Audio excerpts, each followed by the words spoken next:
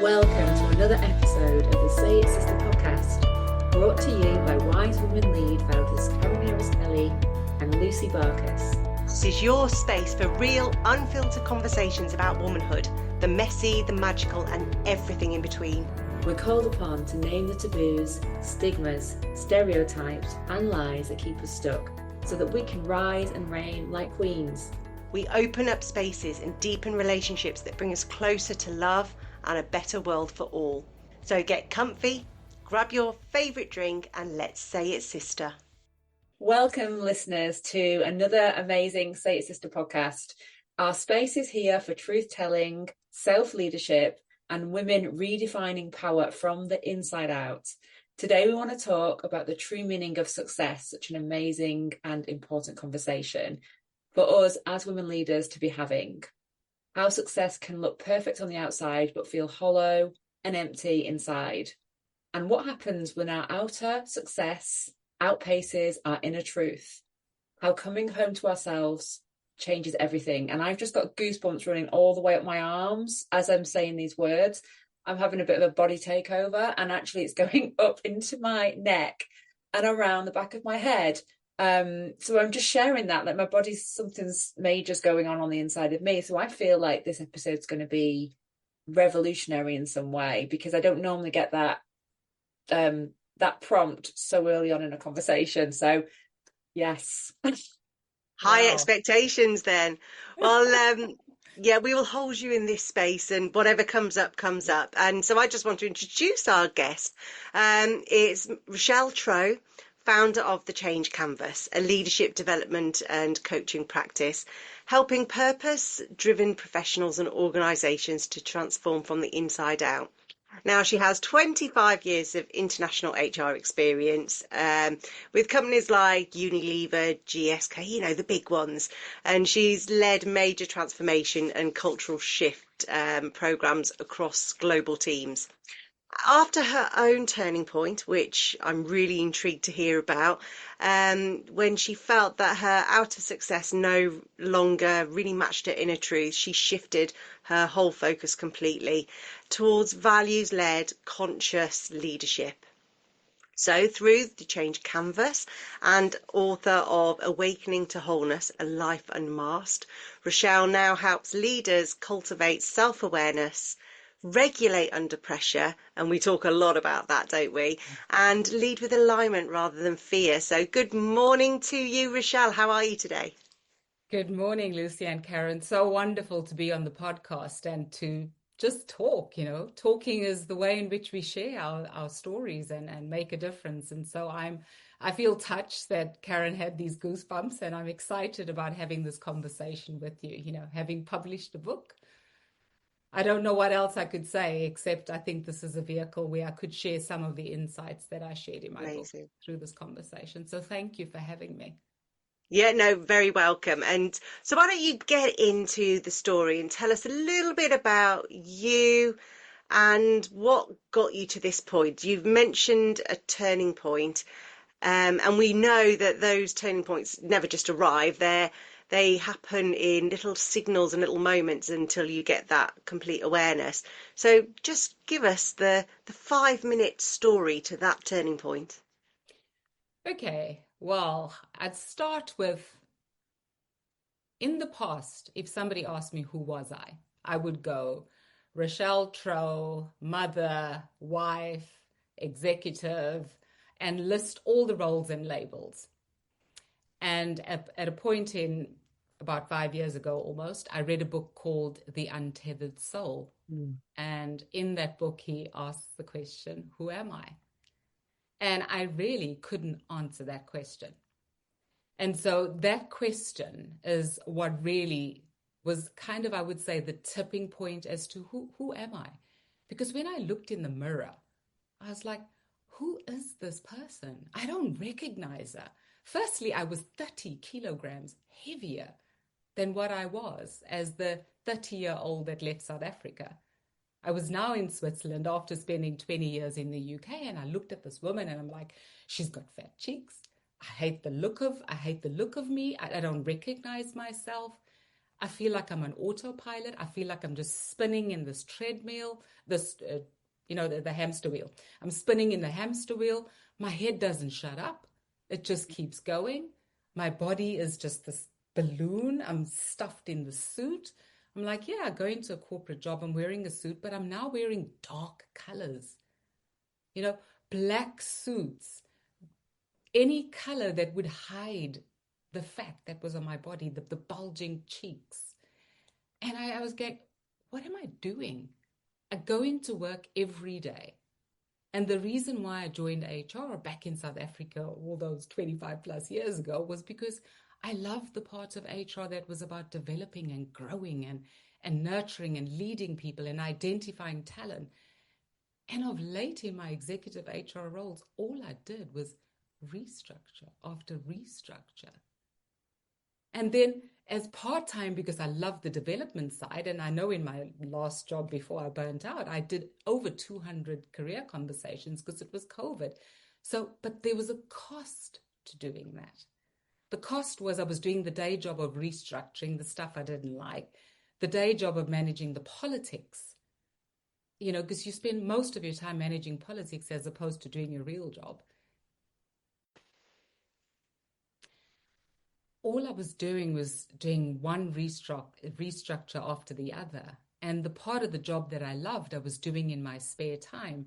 And so really the cost of that was that the parts of HR I loved, I was doing, but I was doing it at a cost to me. So going back to my mirror moment and the big question, who am I? I didn't recognize myself. I had all the markers of success. I was senior HR executive, multiple houses in multiple countries, living in Switzerland, a house in South Africa, 2 houses in the UK, fat bank balance. But I was like, what's the point? And I am desperate to say something because before you started speaking, I was thinking about the role of HR and how it's actually a soulful job. The word soulful came up really strongly for me. But what I often see is the soulless element of what HR executives are forced to do. And that for me always fills me with this feeling of like, oh, the point is being missed here. Because no one would go into a job or a career, and I know a lot of HR people, and so does Lucy, through the work that we do.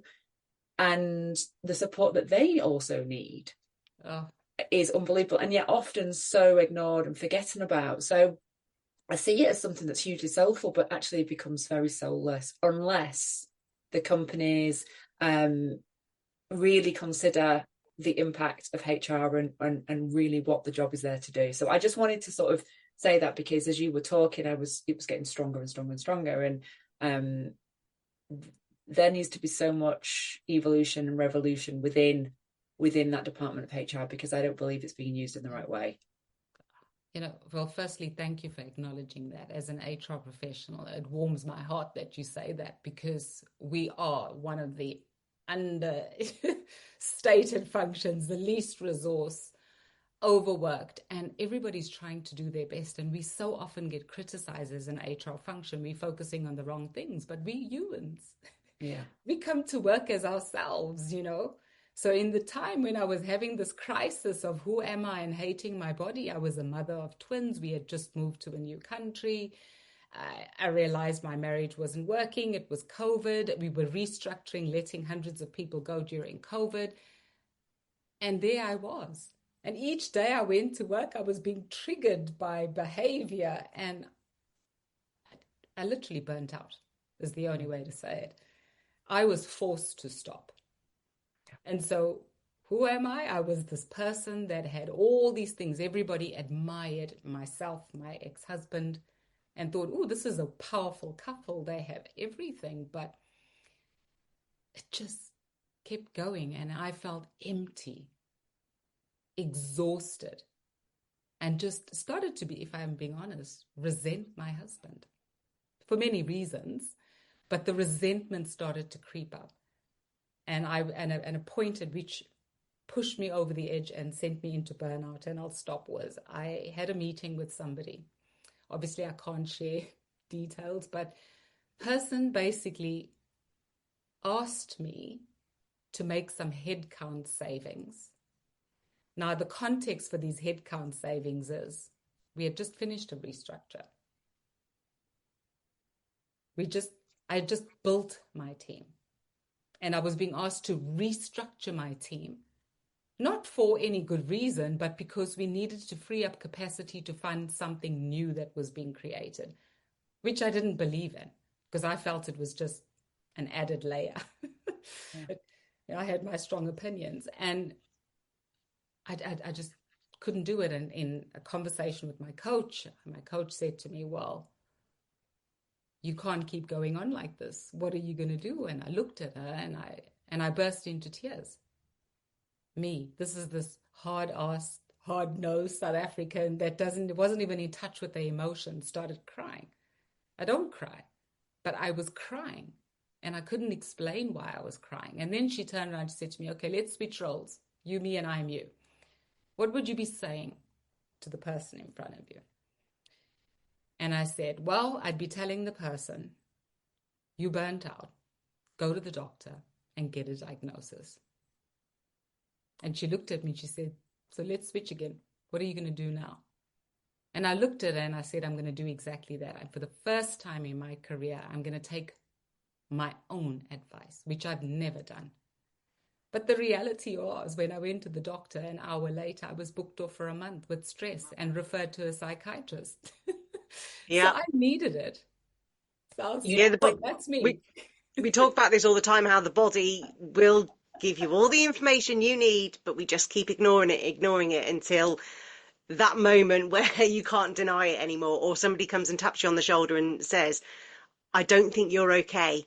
And for you, it was like this gush of these tears. And having done restructures many times myself, they are the hardest thing to do, because you are absolutely making decisions over other people's lives that might be, for some, liberating, but for the others, absolutely devastating. So I get it. I understand it. I never got to burnout because I actually managed to save the headcount cost by making myself redundant, saving the 20% OPEX. And that's what gave me the chance to move on. Because again, I just could not do another restructure, because it just became the way of things. Like, oh, new CEO, a new idea, we'll have a restructure. And it just, the toll on people is just huge. So just acknowledging that, I get it. Yeah, it was tough, but hey, it was a gift. And it's also learning to fall in love with you. That's what I'm hearing. So I do a lot of mirror work with women. It's one of the things I also do with myself. I've also done it with my 6-year-old daughter. And it is so incredibly powerful, because when we actually do look at ourselves fully and we look past the hair colour, the skin colour, I wear glasses, I'm wearing this today. When we get past all of that and we listen to some of the negative things we're saying about ourselves, and we get past that, and then we get into who we are. My voice is getting tight. This is very important. It's what it's telling me. We see who we really, really are. And you looked in that mirror and you didn't see yourself. But then, and my body's going crazy today. And then you did the process, you call it unmasking, which I love. And you started to take all that stuff off. And then you got into who you were, your fundamental core essence. And that's when you became soulful again. And I know there's more to this story, but I just love that. And I want to bring it, out to our listeners, because many women will be listening to this and in exactly the same situation that you are in, and will be thinking, I don't know how to get out of this. And you have lived through that experience. And so thank you for sharing, so openly how hard it was. Oh, well, I mean, talk about looking at yourself. I couldn't even look in the mirror and say, I love you. I could not say those 3 words to myself. Each time I tried to say it, I would break down in tears. So my body, this emotional part of me that I never developed, my emotional side was completely underdeveloped, because as a kid, I learned to self-soothe and block emotion. Yeah. So this was completely new. So in my book, I talk about stuff. I mean, I'm like crying, but it's so emotional. It's so not me. Anybody who knows me would go, really? Is that her? Old you, let's say old you. Because you Oh, now, you're full of it. zero emotion. And I had to learn. I had to start by learning to love myself, Karen. So to go back to how did I unmask? It started simple, compassion. Yeah. Compassion for me and accepting that, yes, I lived in these old beliefs and starting to be compassionate towards myself enabled me to love myself. But my journey took 4 years. Yeah. Wasn't easy. Lots of stop starts. Yeah. And Lots when of you're on mental a breakdown, not mental, but crying. For me, that's a big breakdown, emotional. yeah, That's and when you're on a healing journey, because all those parts of yourself needed to be healed so that you could step into the woman you are today. And when we go on these journeys, it can take years and years and years and years. And I've personally been on like 7-year healing journeys and thought, oh my God, there's no end to this. I'm never ever going to find myself in a position where I feel fully compact in a way.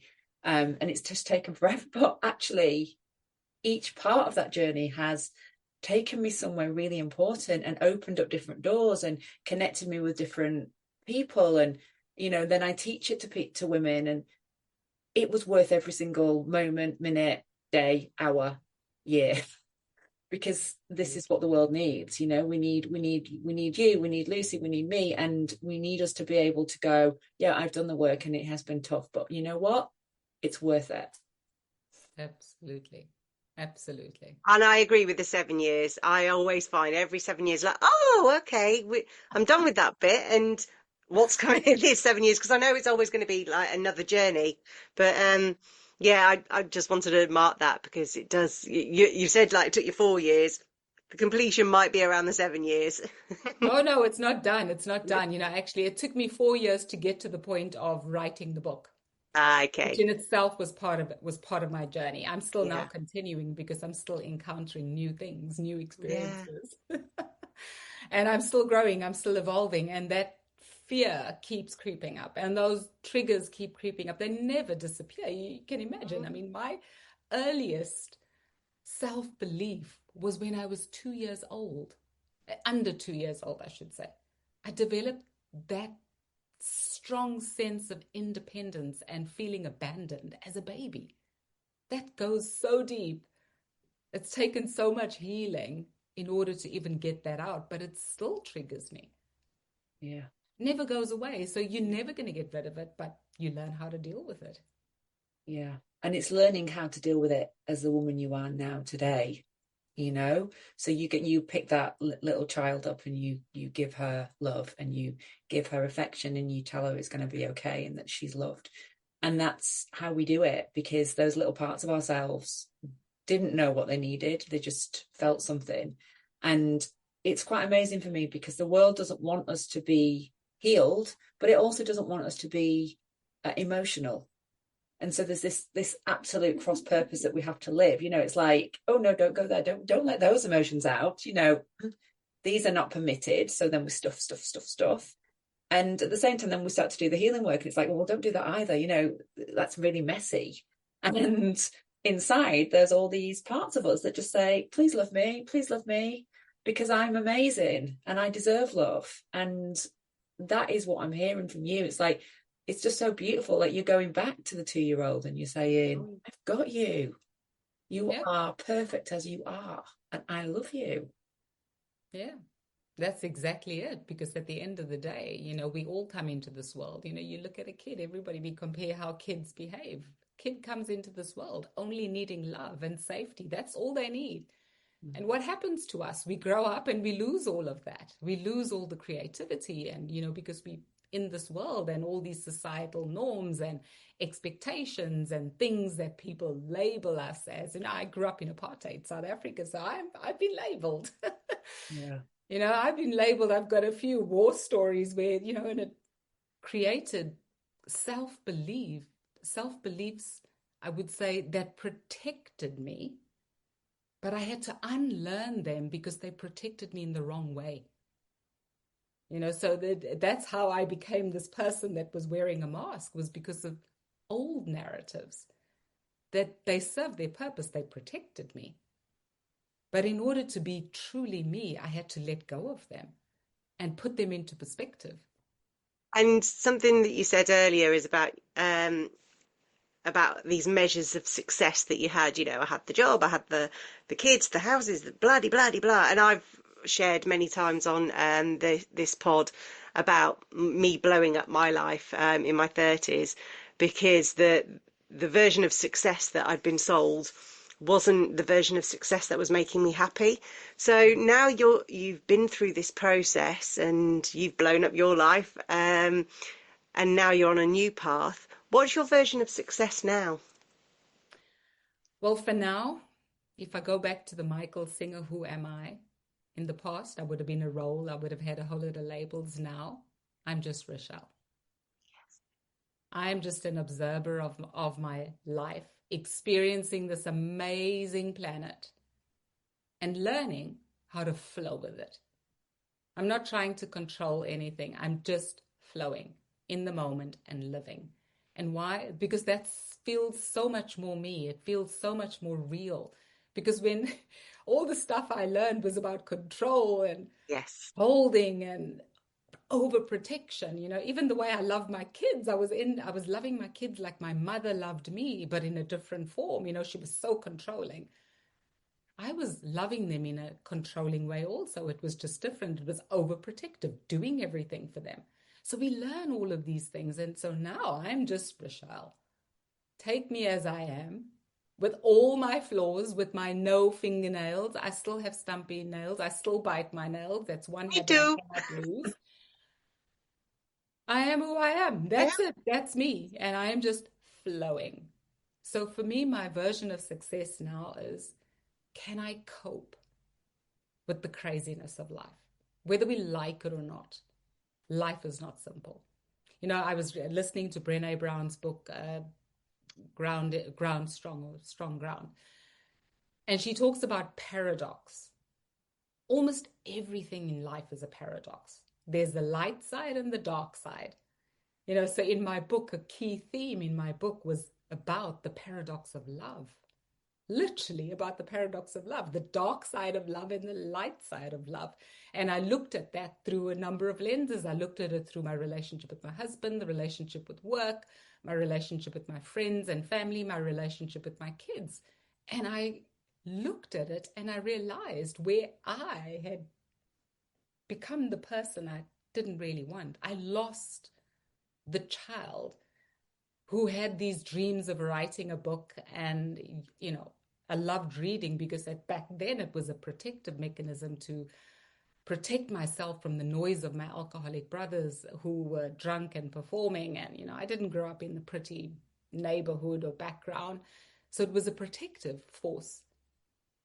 But I lost it. So now I've just done full circle to my 2-year-old and 5-year-old self. And it's the things that we do. So we think if we create this, then we'll be safe. You know, if we get the house and the picket fence and we do all these things, then we'll be safe. And actually we'll be happy. But if we are not connected to ourselves, we are still lost in some sort of other world and we're not fully there in ourselves. And that is impossible. And I remember going to some training thing one time. It was a week-long thing. And when I got triggered, I was like, I am lost. I do not know who I am. And that was the beginning of something different for me, because I realized that I was inside. I didn't need to go on a retreat to find myself. I just needed to come in and be in here, you know, and hold space. And some of it, there's something about what you're talking about around being okay with the unknown, not needing to box it all out, not needing to put it in places, but just be like, I don't know what's out there. I don't know what is going to happen in 2 weeks' time. I don't know how this book's going to unfold. I don't know, but I'm here in myself, and I am inhabiting myself.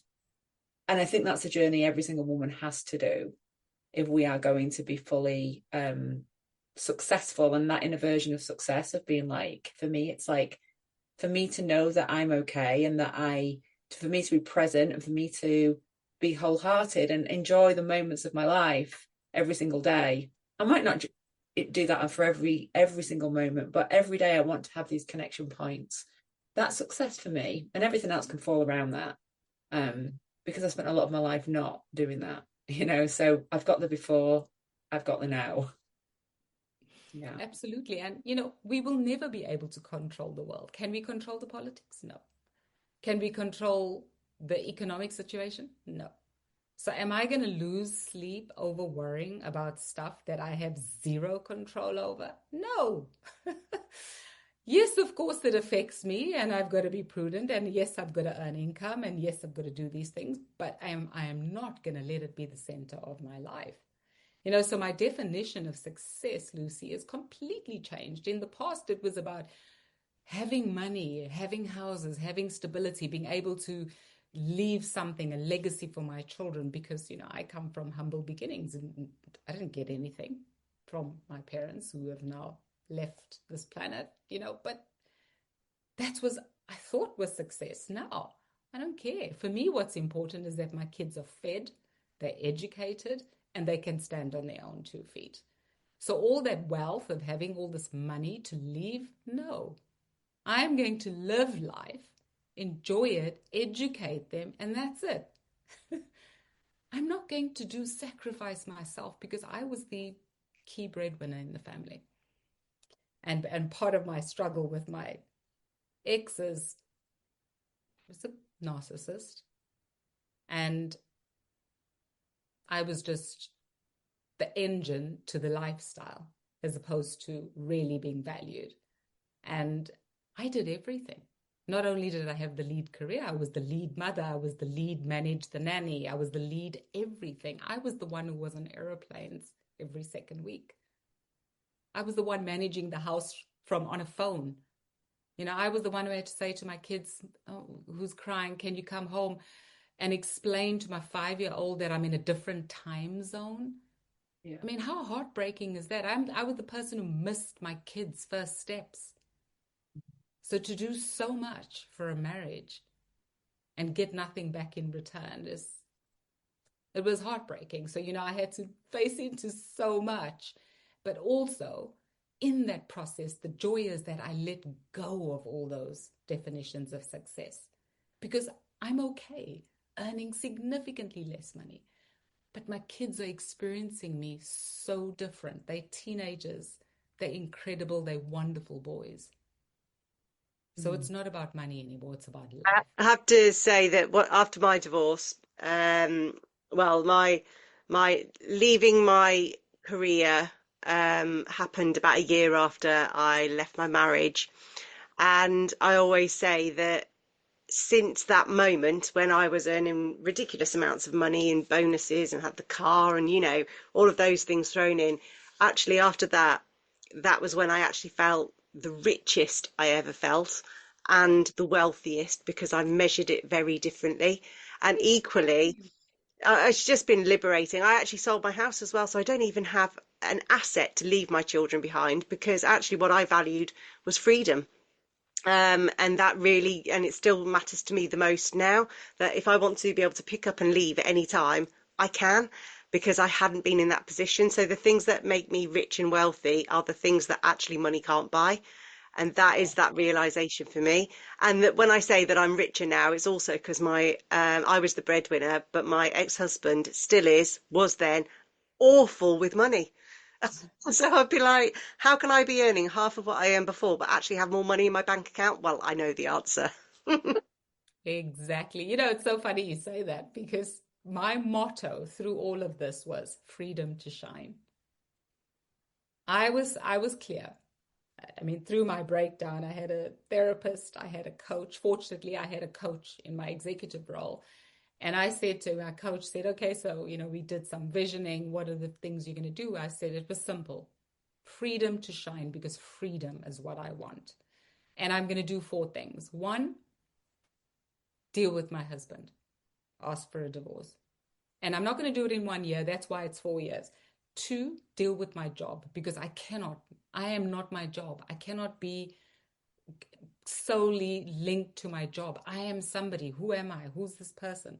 3, I needed to rebuild the relationship with my twins. I needed them to see me as the mother, not this person that their father said, she's blowing up our lives. She wants a divorce. She has the problem. It's not me.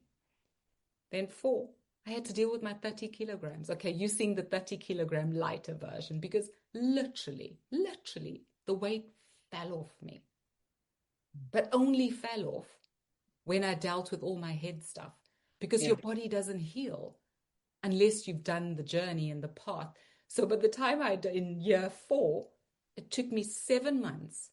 All I did was change my eating. I didn't go in an exercise craze or anything. I didn't go in a diet. I changed my eating. I became fully plant-based. The weight fell off in 7 months, 30 kilograms. Wow. And it's like, it sounds to me like you had a different type of hunger.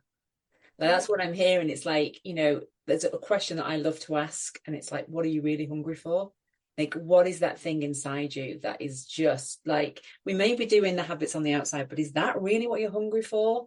And it just opens up space. And I hear you talking about that. You're like, you were hungry for yourself. You were hungry for what you knew was right for you. And you wanted to be in relationships, deep relationships. Simple. It sounds so simple, doesn't it? And yet we build up all this clutter and all these like layers around us and the masks, and we kind of walking around, and we're so like, it's like so stiff in the body. And like, one of our questions is, well, you're talking about liberation, actually. What happened to your body? I would like to know it the other side round, like, what's the feeling of liberation in your body? The feeling of liberation for me is I'm experiencing life differently. At the point, if you go before the moment of my mirror moment, I didn't even smile. I couldn't smile. We'd go somewhere, we'd be driving. I mean, I've traveled to the most amazing places in this world. I'm well traveled. I stopped seeing the beauty of life. I was so focused, so task-driven, so living off in my phone calendar, literally ticking boxes. I missed the beauty of life. So moving to Switzerland was both the point at which I burnt out, but also transformational in that when I started to heal, I started to see life again. So for me, it's about just loving what we have in front of us. I've got so much to be grateful for, all the experiences, so don't get me wrong, my crazy corporate life was there to teach me. Was I perfect in that corporate life? No. In fact, I can now, when I look back at my old version of myself, I'm going, now I know why people didn't connect with me, because I was so task focused. I was this executive. I wasn't this connector. I wasn't connecting with people. The energy I was giving off was so wrong. Now I can just be me. I don't have to pretend. I don't even have to plan. At one point in my career, for over preparing, I would deliver something that was, I was like, who's this person talking? Nobody believed what I was saying because it felt like someone else was talking. Now, yeah, we kind of agreed what you're going to ask me, and I made a few notes, but we haven't asked any of those questions, actually. Exactly. We've just flowed. Exactly. And so I'm like, you know what? I'm not going to worry about over preparing these days. I'm just, yes, I know roughly what we're going to talk about. I made a few bullet points, but I haven't even looked at it. I've got to a point where I don't care what anybody else thinks. What I do care about is that you feel respected on the other side of the conversation. What I do care about is you can accept me for who I am. And if I say the wrong word and it's not perfect English, that's okay. I've got a few hang-ups about speaking English. My British boss, it's diversion. It was so brilliant. When I first moved from South Africa to the UK on a secondment with Unilever, he'd say, speaking English? I'm like, yeah. He literally red pen my document. I mean, of course, as a South African, English is not the British Queen's English. It is short, sharp, focused. We don't go around pages and sprinkle stuff. I think your message comes across even more when you do it in your most natural way, with your smiles and your animation and let the feelings out. the words don't actually matter then. It's actually like you showing up. But I am going to have to draw our conversation to a close, which is such a shame because, like I Oh said, gosh, is we it so didn't speak about half boring? the things, but everything that we spoke about was powerful. And I think a lot of people will be nodding along and saying, that was me, or they will be listening and thinking, that is me. And so I hope that they listen and get some hope that there is something on the other side, that they can do certain things to actually help them on the journey today. And whether it's recognizing those triggers or being able to look in the mirror and really see who they are, getting a coach, getting a therapist, asking some really big questions like, what are you hungry for? It's been genius content. Brilliant, brilliant. So I just want to say thank you. Say It Sister is all about honest conversations, and it's just like three sisters getting in the room together, which is what we absolutely did. And just that reminder that the most powerful leadership is always in yourself, and is that in that deep transformation about, who am I? What do I want to be in this world? How do I want to show up? And that true alignment. So at all times, just notice, be yourself, notice your triggers, what's working, what's not, and ask yourself some honest questions with love, kindness, and compassion, because we matter, you matter, your voice matters. Thank you so much. And I'll put all the ways to contact you and follow you on our show notes. So thank you, Rochelle. Thank you so much. It was awesome speaking to you, and it did really feel like sisters. Conversation with my sisters. So thank you both. Thank you. That's it for this episode of Say It Sister. If it moved you, made you think, or made you even feel seen, hit follow, share it with a sister, and leave us a review. And remember, your voice has power and your essence is wisdom. So speak your truth and live a true and empowered life. Until next time, say it, sister.